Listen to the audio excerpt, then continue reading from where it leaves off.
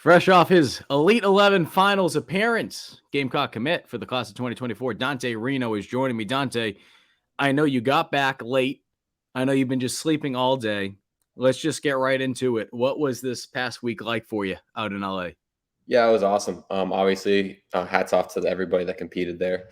Thank you, Holy 11, for the opportunity, and Brian Stump, Yogi Roth, to all the people that work with us the whole weekend. Thank you for just taking me out there. Obviously, taking a kid from the Northeast, it's not very likely and hasn't been done in many years. So just taking a chance on me, bringing me out there, having a chance to compete with all those guys. It was a really cool experience for me, and it was a dream come true as a football and as a quarterback kid. You're growing up, you watch the Elite 11 show, you want to go do it, you want to go compete with the best in the country, and to just be able to go do that, it was awesome. And I can't thank everybody enough. And I know people are following along on 3, but let's try to give people an idea of what it was like for you, because this is the first interview you're giving following the Elite 11 finals, and I'm sure there's so many Gamecock fans that are interested in knowing what it was like day by day. For you personally, you get out there. What's that first day like for you? Yeah, the first day, we got out there. We had like an introduction meeting. We met everybody. We did like a bunch of video stuff, and we did a bunch of media stuff and stuff like that with 247, a couple other media services. And then after that, we got to the field that night, and we had like a bunch of base drills. So we got out there, warmed up, did a bunch of dynamic stuff, base drills, and then we got into the rail shot challenge, which is it's a whole shot on the outside of the field to the left. So we did all that. Then after that, we got back to the hotel, and we had meetings until 11:30 at night. And then after the meetings at 11:30 at night, we had like a little snack, and we went back to bed. So that concluded day one. And then day two, we got out there, and day two was pro day. So we got out there pro day. We had like a bunch of scripted throws. We went up and down the field. Got to compete in that as well. Hold on.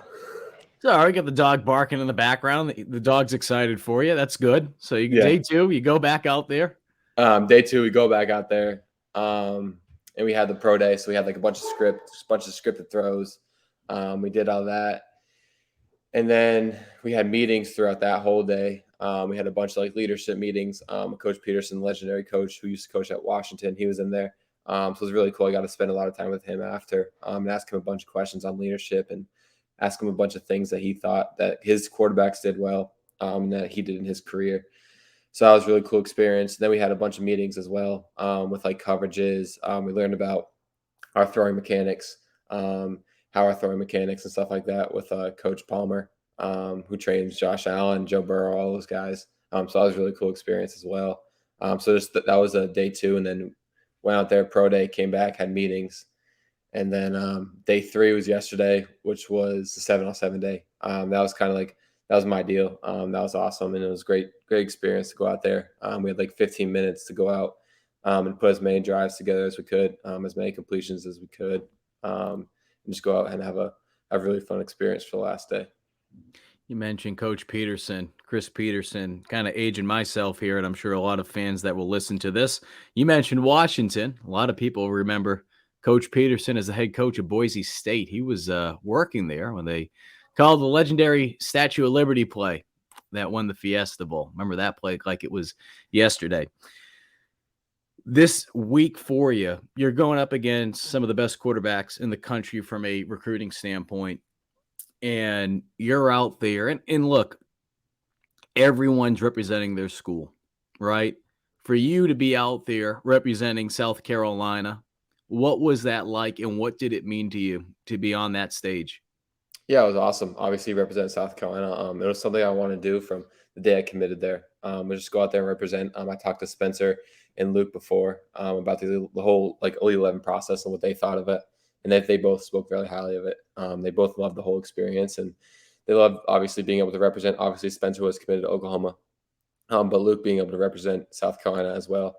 So obviously the fans love it. They love like the whole recruiting process and stuff like that. But for me, it was more of an educational time to go down there, compete with everybody, just really learn as much as I can, and take a little bit from everybody that was down there, and apply it to my game. So when I get in college, I'm just that 1% better and 1% more prepared. And I could sit here and I will ask you some of the things that it might seem like, all right, like, Mike, these are dumb questions, but from a outsider's perspective, the people that aren't there, they're like, wow, I didn't realize that's how it's done. We see a lot of the metric stuff, the statistics, right? How things went on 7-on-7, how you did from a completion percentage on this and this, and whatever the case may be. There's a lot of stuff, though, that people don't see when it comes to the classroom stuff. And from talking to you before we hopped on and did this interview, you said that that went very well from just the classroom and film work, which, again, the cliche stuff you always say, the son of a coach that you would expect from you, but it seems like that went very well for you.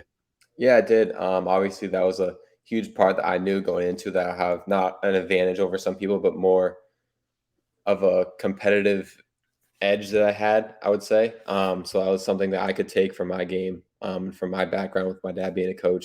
Obviously, so they gave us the whole deal was they gave us a playbook. I would say a week and a half ago. Me and my dad studied that through in and throughout throughout the past 10 days before we got to 11. So we got into the board stuff when we did some coverage stuff. When we did all that stuff, that was kind of my time to shine and really speak my mind. Asked a bunch of questions during that as well. So then obviously when we got into the 7-on-7, I was really comfortable with the whole playbook. Really comfortable with the reads that we had to make. Whether it was 4 verticals concept, we had like a Brady concept, which is like a belly pass, a bunch of different concepts. But I was really comfortable during that setting as well, just because I could be able to read defenses, which plays a big part into my game, was like the whole mental side and just seeing everything play out and actually having like a real in-game experience, which is really cool. So you head into the 7-on-7 portion. We tweeted out the other day for you that you had the fourth most completions, the fourth most touchdown passes. What people don't realize, though, is some of the stuff that goes into it. That time period is timed. The guys you're going up against and the guys that you're working with are high school players. Again, we were talking about this right before we hopped on, Dante, but explain that because, again, for people that aren't familiar with the Elite 11 finals and how that all works, and maybe people that are familiar, they don't realize what goes into it and the guys that you're working with, and that time period is time because some of the completions or the amount of passes, when you look at some of the other guys, like, hey, wait a minute, Dante had maybe X amount of passes. This guy had 17 passes. This guy only had 13 passes. Explain to people how that works. Yeah, so it was a 15-minute time period that we had to go out and throw. So you had in that 15-minute time period as many plays as you could possibly get in. Like you said, it was high school kids from around the area that came and competed with us, and then there was a couple all 22 kids, which is like the opening kids. Like my teammate Luke Reynolds was out there. He was on my 7-on-7 team. But yeah, you had like 15 minutes to go out there, get as many completions as you possibly could, get as many drop back passes as you possibly could, and then like in between plays, the time's still going. In between plays, everything's still going. So if some kid like during my session, there was some kid who got hurt. So like the 15-minute time period. But no, I mean, we had a really good, comfortable time. We had 4 drives, 3 touchdowns, which was awesome. We had a bunch of completions as well. So it was a really cool experience just to have that. And obviously be coached by those Elite 11 coaches during that time was cool. What's your biggest takeaway from this past weekend? Yeah, I think the competition level, and I think it's going to be really cool in college to take some of the stuff that I learned from the Elite 11 this week and apply it to my game, not just on the field stuff, but off the field as well, whether it's in the community, whether it's leadership, whether it's with my family, just all that stuff. And a really cool moment we had yesterday was before we went out there for the 7-on-7, we were all like in a team meeting room with all 20 quarterbacks, Yogi Roth, and then Brian Stump was in the back. So our parents all wrote a letter to us about how much how much we mean to them, how much we've impacted our family and stuff like that. So it was really cool to see both my parents open up to me and a bunch of kids. We were shedding tears and stuff like that. But it was a really cool moment, especially before the last day, just to see how much our parents like we mean to them and all that stuff. I'm going to go off script for a second because I usually get you caught up on what I'm going to ask you. Mhm. And the reason why I'm going to bring this up is because we've been having a lot of people on the message boards at Gamecock Central. I don't think I'm going to get in trouble for asking you this, but if I do, so be it. I'd rather be authentic and just be direct because I'm sure our viewers would appreciate it and our subscribers. At the end of the day, you know this. Rankings mean absolutely nothing. We are a ranking website, though. On 3, at least heading into this week and not as high on you in comparison to some of the other ones out there. I say that I have nothing to do with the rankings. I don't know how anything is, but I do know this, and I said this yesterday because people were asking, hey, why isn't Reno as high compared to some of these other websites, right?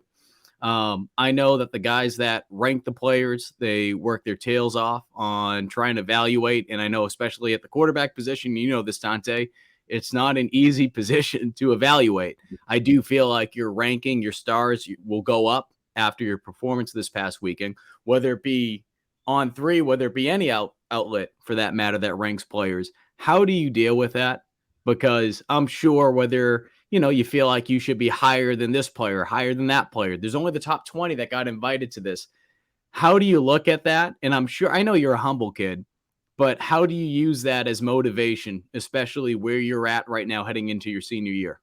Yeah, I think obviously the rankings when I was a sophomore when they first, I think On Three was just becoming like a huge site and stuff like that. So as I became a sophomore, that's when I got my first 4-star from all those sites and stuff like that. But after that, and getting through the whole recruiting process and stuff like that, I've learned to not really pay attention to who ranks me, who says what. Obviously, I love all the Gamecock fans and all you guys and stuff like that. That who they go out there and say stuff and back me up and stuff like that. But the rankings and stuff, they don't really apply to my game. They don't really apply to who I am as a person. So it could be some person going out look at you, you're 6'1", or whether you're 6'5". That might be a difference between how they rank you, but good or bad doesn't really matter.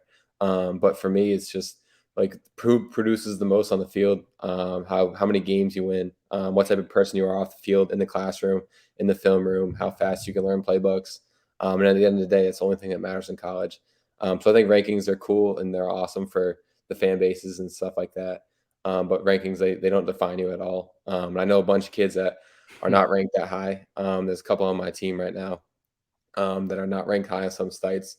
But in college, they're going to be NFL draft picks and stuff like that just because of their demeanor and how hard they're going to work. So I think the rankings are obviously cool for a bunch of fan bases. And obviously, a lot of people feed into the rankings. But I think in college, stuff like that, it's going to really show how the kids actually are. And you already know this, being the son of a coach, and shoot, I've gone through it myself. Once you're out of school, rankings mean absolutely nothing, right? You got to earn your own. And shoot, talking about 3-star quarterbacks, depending on what website you're looking at, Connor Shaw was a 3-star, and he turned out pretty damn well Mhm. at South Carolina. You're getting ready for a very important week coming up, talking about official visits, right? You just did this big week out in LA. Now you come back to South Carolina. I joke with you all the time about being in South Carolina. And I mean, shoot, the flyer miles that you must be picking up is incredible. A lot. What is the objective this upcoming weekend, knowing that you're already committed, but from a recruiting standpoint, I know there's a couple guys that will be down there and you'll be putting on that recruiting hat that you've been wearing a lot over the past year. But I know this weekend in particular, this upcoming one, will be very important. Yeah, it's gonna be huge. It's obviously the last OV weekend that they have, and I think they brought all the commits, all the heavy hitters down for this weekend. So it's gonna be a really cool weekend just to be around the guys, and obviously not close out the class, but finish the class that we need to for the month of June. So obviously we have number one kid in the class, number one kid in the country. Dylan Stewart is gonna be down there. Daniel Hill is also gonna be down there too, and those kids, two kids who are really close on. And obviously Dylan, he's been everywhere in the country and he hasn't made a decision yet. So I think that's it's a really good sign for us going into the last weekend. And Daniel Hill, obviously, he's a great player. He's a really good person. We've all been talking to him in our group chat and stuff like that. So he'd be another huge asset to the offense. But I think it's just being able to close a couple guys out and obviously create the momentum that we need to going into July, going into August before everybody starts getting back into camp and get into all the football stuff that they're going to have to do. So it's going to be a really cool weekend. Can you give us a little look at how you do that? Because Chris Clark, Wes Mitchell, the guys we work at over at Gamecock Central, they do a tremendous job with going to these camps that take place throughout the weekend. And obviously, they can only see a little bit. They don't get to see everything that goes on behind the scenes, even though, again, they have tremendous sources of what's going on from an insider standpoint. What's that like, though? What's it like when these players are going down there? Is it just, hey, I think this would be a good place for you. I mean, and I know you're talking to all these Yeah. guys year round, and for you, you've committed to South Carolina a year ago, for crying out loud. But it seems like it was just yesterday that you were making your commitment to South Carolina and really taking it to another level when it comes to recruiting. Yeah, so pretty crazy. Like you said, a year ago, I think this weekend coming up is the commitment date Crazy. that I made. Like the exact How date. the I think hell it's, has it already been a year, man? It I seems don't like it know. was just yesterday. I know, literally, it's been crazy. But I think like the point that I would try to get across the recruits, and I think that all the other commits are going to try and get across the recruits, just be genuine, just be who we are as people, who we are as players, and go down there and talk to them as much as we can, get around them as much as we can. But the weekend is pretty packed. We have a lot of kids who are going down there. Obviously, we spend a good amount of time at Coach Beamer's house, and all the coaches are going to be all over us and all over the kids. So, but at the end of the day, it's the time that we as like recruits and we as commits spend with those kids, spend with them, and how comfortable we can get them to be with us. And a bunch of these kids, they've already been down there with us. A bunch of these kids were down here for the spring game, and we've hung out with them at night, and we've been chilling with them, photo shoots and all that stuff. So it's gonna be really cool just to get down there again for the last time, for last OV, just see them all again and lock them all up. Last thing I want to ask you, Dante, appreciate the time because I know it has been a crazy 24, 36 hours for you flying back from LA just yesterday. We're dropping this on Father's Day. Mhm. We keep hearing all right, he's the son of a coach. His father's the head coach at Yale. We've talked about it before, being the sons of coaches and how much football means to us, how much our dads mean to us. But on this Father's Day, as we drop this interview, what does your dad mean to you? And as you get ready to take this next step to live out a dream playing college football? Yeah, it's hard to put into words what he means to me and what he means to our family. But he's been everything to me, and he's been awesome for me during my whole career. Not just on the field stuff, but off the field as well. Helped me with all the social media stuff, obviously the weight training and lifting, and in the classroom, in the film room, and all that stuff. But he's an awesome dad. I can't thank him enough for everything he's done for me, and obviously he's set a lot of time away from his job to help me pursue my dreams. I know that being a coach, and I'm sure you know the same thing. It's like you spend so much time during football, whether it's in the film room, whether it's with the team or eating dinners with them, stuff like that. He's always on the road recruiting as well. But for him to be around me as much as he can, to help me pursue my dreams, has been awesome. And I can't thank him for everything enough. But he's got me to this point, and he's pushed me the way that he knows I can be pushed. He's done everything for me. Now I can't thank him enough for everything he's done. That's Dante Reno, fresh off his Elite 11 finals appearance, one of the 20 quarterbacks in the country for the class of 2024 that got invited out to LA this past weekend, joining us today in an exclusive interview with Gamecock Central. Dante, we appreciate you hopping on today. We wish you a safe travel down to Colombia, a place that it feels like you know very, very well, and you will soon be putting on that garnet and black, it seems like, any minute now. We got a couple more months to go, but it feels like before we know it's going to be here. Dante, thank you for joining us again, buddy. Yes, sir. Thank you for having me.